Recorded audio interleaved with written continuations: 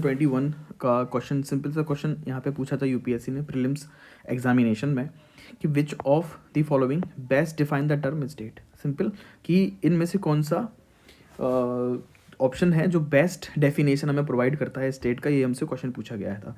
आसानी सा जितना सिंपल क्वेश्चन दिख रहा है उतना सिंपल है नहीं। अब ऑप्शन इसको पढ़िए ध्यान से, इसको देखना है।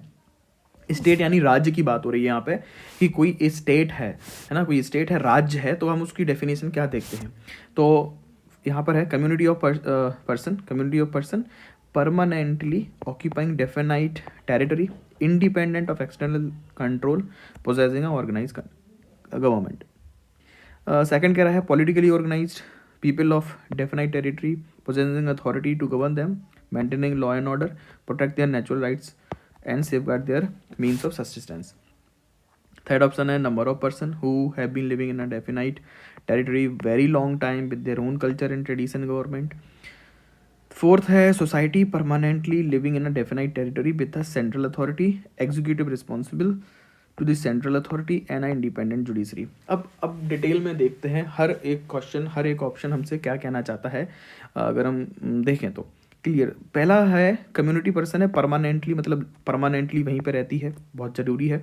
डेफिनाइट टेरिटरी बहुत ज़्यादा ज़रूरी है। Independent of external control, external control कोई भी नहीं है, मतलब यहाँ पे सॉवरेनिटी की बात हो रही है, जो एक वेरी वेरी इंपॉर्टेंट कैरेक्टरिस्टिक है स्टेट का, सॉवरेनिटी होना जरूरी है। पोजेसिंग एन ऑर्गेनाइज गवर्नमेंट, ये भी इंपॉर्टेंट है। अब सेकंड पे आइए, पॉलिटिकली ऑर्गेनाइज पीपल है, अच्छी बात है।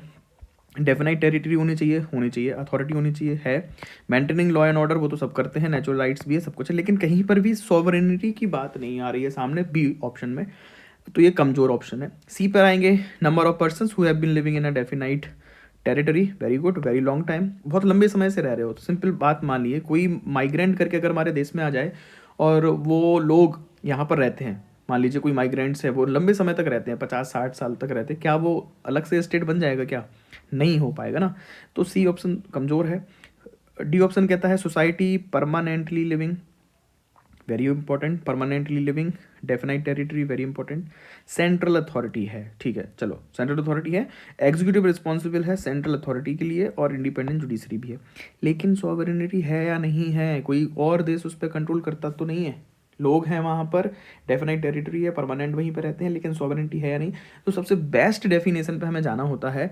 यूपीएससी हमेशा ऐसे आपको ऑप्शन देगा जहाँ पे आप कंफ्यूज होंगे। तो यहाँ पर हमारा सिंपल सा आंसर ए है, राइट आंसर इज ए, क्योंकि यहाँ पर एक कन्वेंशन हमें गिवन है, Montevideo convention on rights and duty of the state, 1933 में स्टेट की डेफिनेशन दिया गया था, जहाँ पर 4 कैरेक्टरिस्टिक बताए गए हैं।